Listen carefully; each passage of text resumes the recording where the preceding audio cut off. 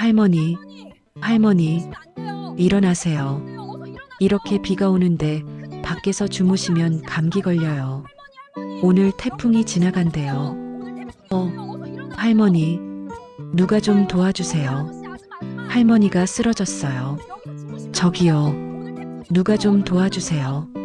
아저씨, 저 좀 도와주세요. 지나가던 아저씨는 못 본 척 고개를 돌렸다. 학생들, 나 좀 도와줘. 지나가던 두 명의 중학생 여자아이들이 서로의 얼굴을 보며 수군거리더니 조심스레 다가왔다. 유미는 말했다. 이 할머니 좀 나에게 업혀줄래? 할머니가 많이 아프신 것 같아.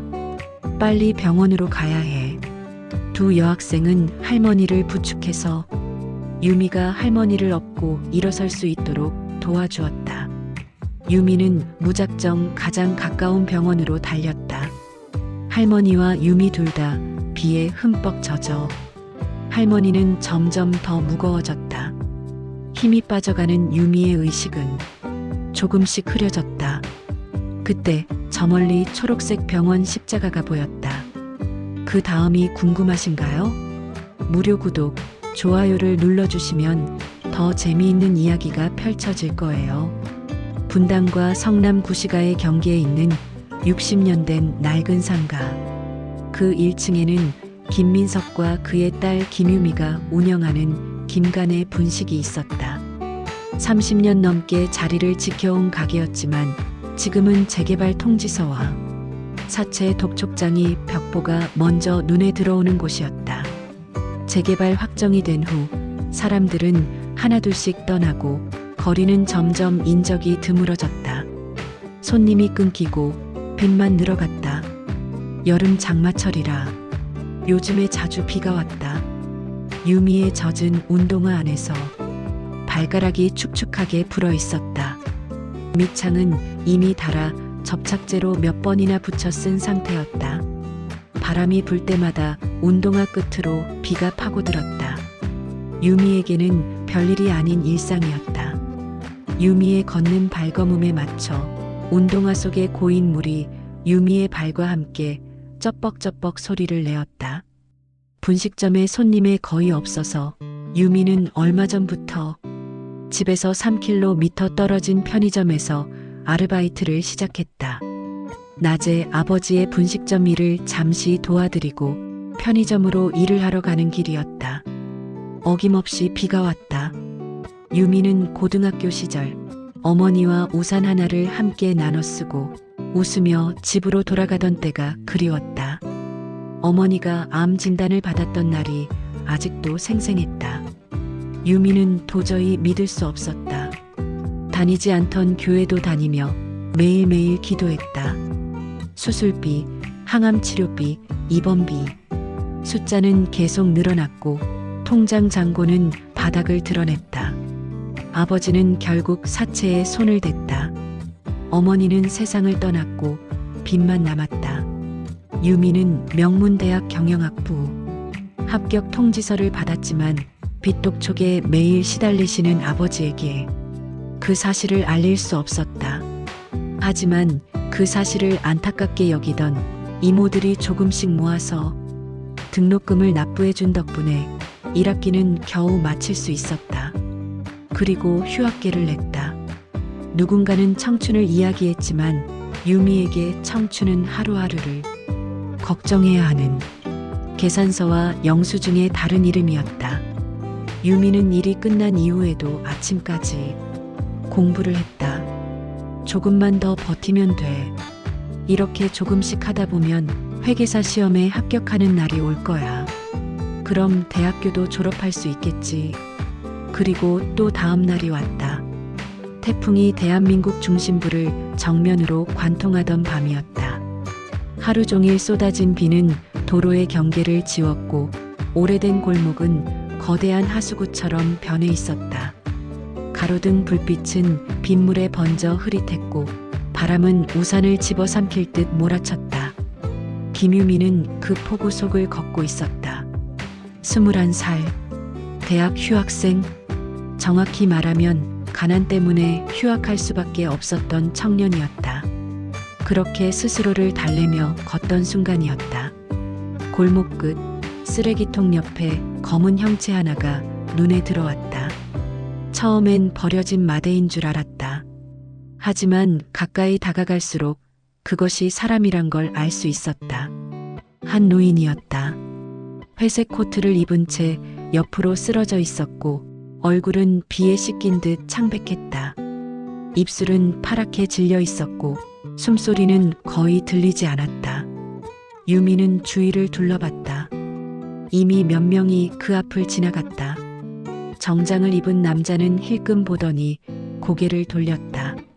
젊은 커플은 얼굴을 찌푸리며 발걸음을 재촉했다. 노숙자인가 봐. 괜히 엮이면 귀찮아. 그 말들이 빗소리에 섞여 흘러갔다. 유미의 다리는 순간 굳어버렸다. 도와야 한다는 생각과 지금의 자신도 벼랑 끝이라는 현실이 동시에 떠올랐다. 신고를 하면 될까? 하지만 이 폭우 속에서 구급차가 언제 올지 알 수 없었다. 그때 어머니의 목소리가 머릿속을 울렸다. 힘들어하는 사람을 외면하지 마. 그게 사람이야. 유미는 우산을 접었다. 그리고 노인에게 다가갔다. 할머니, 들리세요? 대답은 없었다.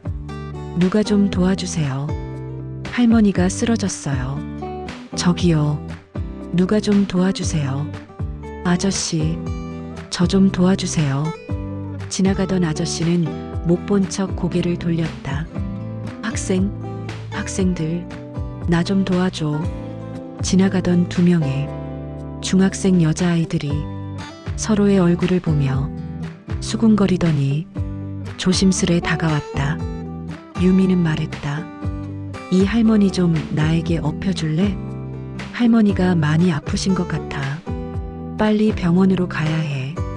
두 여학생은 할머니를 부축해서 유미가 할머니를 업고 일어설 수 있도록 도와주었다. 유미는 떨리는 손으로 노인의 등을 내주었다. 그 순간 이 선택이 자신의 인생을 완전히 바꾸게 될 거라는 사실을 그녀는 아직 알지 못했다. 노인의 몸은 생각보다 훨씬 무거웠다. 젖은 옷은 물을 머금어 돌덩이처럼 느껴졌다. 유미는 이를 악물고 허리를 굽혔다. 조금만 참으세요. 대답은 없었지만 노인의 숨이 점점 가빠지는 건 느껴졌다. 유미는 핸드폰을 꺼내려다 포기했다. 물에 젖어 이미 꺼질 대로 꺼진 상태였다. 성남시 의료원까지 약 1km. 평소라면 15분이면 갈 거리였다. 하지만 폭우 속에서 그것도 사람을 업고 가는 길은 지옥에 가까웠다. 비탈길에서 몇 번이 미끄러졌다. 무릎이 깨졌고 피가 빗물에 섞여 흘렀다. 다리는 후들거렸고 숨은 턱까지 차올랐다. 왜 아무도 안 도와줬을까? 스치는 생각에 분노보다 서글픔이 밀려왔다. 하지만 멈출 수는 없었다. 노인의 체온이 점점 떨어지고 있었기 때문이다. 마침내 응급실 불빛이 보였을 때 유미는 거의 쓰러지듯 문을 밀었다. 도와주세요. 의료진이 달려나왔고 노인은 곧바로 처치실로 옮겨졌다. 유미는 복도 의자에 주저앉았다. 손이 떨렸고 온몸이 식은땀으로 젖어 있었다. 조금만 늦었으면 심정지였습니다. 의사의 말에 유미는 그제야 울음을 터뜨렸다. 유미는 할머니를 대신해서 응급실 입원 수속을 하였고 얼떨결에 할머니 병원비가 해결되지 않으면 유미 본인이 책임지겠다는 동의서에 사인을 하였다. 며칠 뒤 병원에서 연락이 왔다. 할머니가 깨어나셨으며 유미를 찾고 있다고 했다. 유미는 기쁜 마음에 병원으로 달려갔다. 그리고 병실에서 노인을 다시 만났다. 이름은 박순자. 갑작스러운 저혈당 쇼크로 쓰러졌다고 했다. 그날 일 보러 나왔다가 때를 놓쳐서 아무것도 못 먹었다고 했다. 말투는 단정했고 눈빛은 이상할 만큼 흔들림이 없었다. 왜 나를 도왔니? 유미는 잠시 생각하다 말했다. 그냥 비 내리는 골목에 사람이 쓰러져 있어서요. 그러지 않으면 할머니의 건강이 위험할 것 같았거든요. 순자는 조용히 웃었다. 나는 그날 모든 걸 정리하고 나오던 길이었단다. 그 말의 의미를 유미는 이해하지 못했다. 며칠 후 유미네 가게에 갑자기 사채업자들이 들이닥쳤다. 사채업자들은 가게를 엉망으로 만들었다. 테이블이 뒤집히고 그릇이 깨졌다. 아버지는 무릎을 꿇었고 유미는 벽에 밀쳐졌다. 내일까지 돈 준비해. 그 순간 가게 문이 열렸다. 그만해. 낮고 단단한 목소리였다.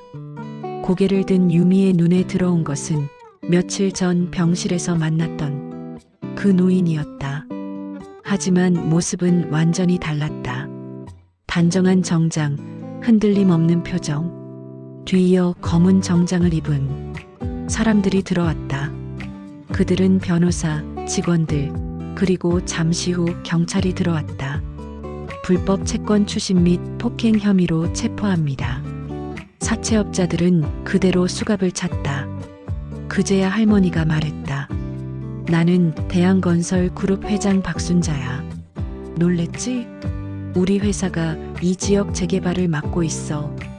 유미는 너무 놀라 말문이 닫혀 멍하니 서 있었다. 그동안 유미의 사정을 알아본 회장님은 순식간에 문제를 해결해 주었다. 그날 밤 모든 것이 바뀌었다. 박순자 회장님은 우리의 빚을 원금과 은행이자 선에서 5년 이내에 갚을 수 있도록 해주었고 숙식을 가게 안에서 하고 있던 그들을 위해 인근 신축된 임대 아파트에 입주할 수 있도록 배려해 주셨다. 박순자 회장님의 배려는 여기서 끝이 아니었다. 진짜 변화는 그 이후였다. 며칠 뒤 순자는 유미를 조용한 찻집으로 불렀다. 내가 나를 살렸어. 이번엔 내가 너를 살리고 싶구나. 휴 회장님, 이미 저와 제 아빠를 살려주셨어요. 사채업자들이 들이닥쳤을 때 저는 이제 완전히 끝났구나, 아버지랑. 나는 어떻게 살아가지라는 막막한 생각에 극도의 공포에 빠져 있었어요. 그때 원더우먼처럼 회장님이 들어오신 거예요. 너무너무 감사드려요. 유미는 고개를 숙이며 며칠 전 문제를 해결해 주신 것에 대해 거듭 감사 인사를 했다. 원더우먼이라고? 순자는 크게 웃으며 유미를 귀엽게 바라보았다. 순자는 이미 유미의 상황을 알고 있었다. 학비, 휴학, 아버지의 빚, 사채 문제까지. 당장 닥친 문제들은 정리됐으니 너는 학교로 돌아가렴. 졸업까지, 아니 회계사 자격시험까지 지원해주고 싶다. 유미는 두 손을 들어 세게 손살에 쳤다. 이미 충분히 해주셨어요. 그건 너무 부담돼요. 저는 그런 대가를 바라고 한 게 아니에요. 순자는 잠시 유미를 바라보다가 미소 지었다. 좋아. 나도 장사꾼이니 공짜는 좀 그렇고 그럼 제안을 바꿔볼게. 순자는 찻잔을 내려놓으며 말했다. 나를 구해주는 애, 너 아니었으면 나는 지금 이 세상에 없을 거야. 나에게 너는 생명의 은인이야. 그건 이해하지? 유미는 고개를 끄덕였다. 그럼 내가 너에게 뭘 해줘도 아깝지 않다는 마음인 건 알 거야. 하지만 네가 부담스럽다면 이렇게 하자. 내가 너에게 투자를 하는 거야. 저의 학비, 그리고 회계사 시험까지 후원해주고 너는 꼭 회계사에 합격해서 우리 회사에 입사해서 10년만 일해주렴. 유미는 잠시 숨을 삼켰다. 듣고 보니 공짜는 아니었다. 일로 갚는 은혜. 그거라면 할 수 있을 것 같아요. 저도 회장님을 저희 할머니라 생각하고 회장님과 회사를 위해서 열심히 할게요. 유미는 고개를 끄덕였다. 그 이후 유미의 시간은 바쁘게 흘러갔다. 다시 학교로 돌아갔고 낮에는 공부를, 밤에는 실무를 배웠다. 대한건설 재무팀에서 인턴처럼 직원처럼 최소 생활비만 받으며 일했다. 순자는 아무 말도 없이 묵묵히 지켜보기만 했다. 대신 항상 유미에게 입버릇처럼 말했다. 내 몫의 인생은 내가 증명해라. 3년 뒤 유미는 회계사 자격시험에 합격했다. 대학교 3학년 재학 중 합격이었다. 합격자 발표날 휴대폰을 쥔 손이 떨렸다. 박순자에게 제일 먼저 전화했다. 할머니, 저 합격했어요. 회계사 시험에 최종 합격했다고요. 순자는 자기 일처럼 한박 웃음을 띠며 기뻐했다. 해냈구나. 내 손녀. 순자의 짧은 한마디에 유미는 눈물을 흘렸다. 한편 3년 전 박순자에 의해 급한 생활고가 해결되던 그날부터 아버지에게도 변화가 찾아왔다. 시내 외곽 지역에서 여전히 분식집을 하던 어느 날 자주 와서 김밥과 라면을 먹고 가던 단골 손님이 유진의 아빠 민석에게 제안했다. 사장님, 제가 갑자기 해외로 발령났어요. 당장 다음 달이면 미국으로 10년 정도 나가 있어야 해요. 제 와이프가 하는 카페를 내놔야 하는데 혹시 시내 근처 성남 캐슬 아파트 단지 앞에서 장사해 보실 생각 없으세요? 민석은 깜짝 놀라 물었다. 성남 캐슬이면 3,500세대 정도 되는 고급 신축 아파트 아니에요? 그 주변에 학교도 4개나 있잖아요. 저야 좋지만 저는 여기 임대료 이상으로 드릴 돈이 없어요. 그 손님은 웃으며 말했다. 그냥 가능한 대로 주시면 됩니다. 제가 여기 2년 동안 식사하면서 사장님 지켜봤는데 음식 맛도 좋고 청결하고 건물 관리 잘하시는 모습에 믿고 맡기고 가도 될 것 같아서요. 저는 돈보다는 제 상가가 깨끗하게 잘 관리되는 게 중요하거든요. 그래야 제가 돌아왔을 때 머리 아프지 않고 장사를 다시 할 수 있잖아요. 민석에게는 더할 나위 없이 좋은 기회였다. 학교들을 끼고 있고 주변에 세대수 많은 아파트 단지들, 임대료는 믿기 어려울 만큼 저렴했다. 민석은 약간 고개를 갸웃했지만 단골 손님의 제안이니 걱정할 일 없다고 생각했다. 기회를 놓치고 싶지 않았던 민석은 10년 동안이라는 내용을 확인 후 계약을 체결하였다. 그렇게 새로운 상가에서 분식집을 다시 열게 되었다. 유동 인구가 많아서 문을 열자마자 눈코 뜰 새 없이 바빴다. 김밥과 도시락 주문이 폭주를 했다. 민석은 4명의 직원을 채용해야 했다. 민석은 몸은 힘들었지만 하루하루가 보람찼다. 게다가 얼마 후 유미의 회계사 합격 소식까지. 유미야, 나 이렇게 행복해도 되는 거니? 그런 아빠를 보며 유미도 함께 행복의 미소를 지으며 하루하루를 보냈다. 그들은 알지 못했다. 그 행복은 유미의 선행이 불러온 대가라는 것을. 사실 그 단골 손님은 박순자 회장의 직원이었고 실소유주는 박순자 회장이었다. 그리고 민석이 체결한 상가 임대차 계약서는 사실 임대차 계약서가 아닌 10년 후에 유미의 명의로 명예 변경되는 임대차를 가장한 조건부 매매 계약서였으며 그가 내고 있는 임대료는 상가 매매 대금을 10년간 분할하여 납부하고 있는 것이었다. 순자는 멀리서 가게를 한참 동안 바라보고 있었다. 그녀의 옆에는 그 상가를 유민의 가족에게 양도한 단골 손님이자 박순자의 직원이 서 있었다. 박순자는 그 직원을 바라보며 말했다. 이로써 내 생명을 구해준 유미에 대한 내 마음의 빚을 갚은 것 같네. 앞으로 그들이 빚에 쪼들리지 않고 열심히 일하며 행복하게 살게 해주는 것. 그것이 그녀가 생각하는 진짜 보답이었다. 폭우는 오래전에 그쳤다. 그리고 성남의 어느 작은 분식집에는 오늘도 조용한 행복이 끓고 있었다. 유미의 선택은 계산이 아니었다. 그저 본인이 생각하는 신념대로 사람을 도왔을 뿐이었다. 모두가 지나쳤던 그 자리에서, 그리고 그 선의가 한 사람의 인생과 또 다른 사람의 인생을 동시에 살려냈다. 하지만 유미의 인생에는 그날 이후 새로운 길이 열리고 있었다. 여러분의 선의가 저에게는 큰 행복이 됩니다. 구독, 좋아요 부탁드려요.